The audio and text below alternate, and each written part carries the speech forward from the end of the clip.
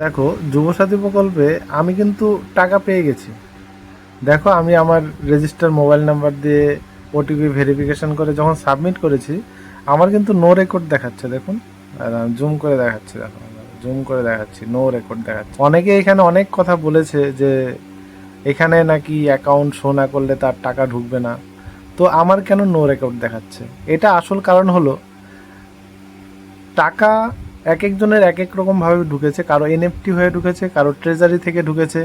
এখানে কথা হলো, যাদের ট্রেজারি থেকে ঢুকেছে একমাত্র তাদেরই এখানে, মানে West Bengal integrate finance management সিস্টেমের যে ওয়েবসাইট আছে, এখানে তাদেরই একমাত্র অ্যাকাউন্ট নাম্বার শো করবে।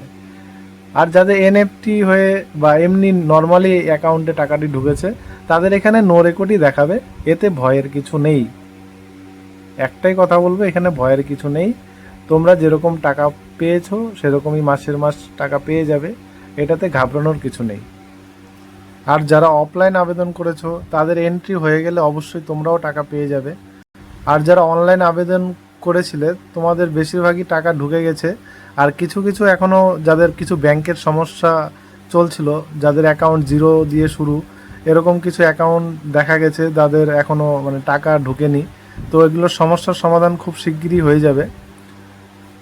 অযথা ভয় পাওয়ার কিছু নেই। যাদের মেসেজ এসছে তোমরা অবশ্যই কিছুদিন ওয়েট করো, অবশ্যই তোমরাও টাকা পেয়ে যাবে।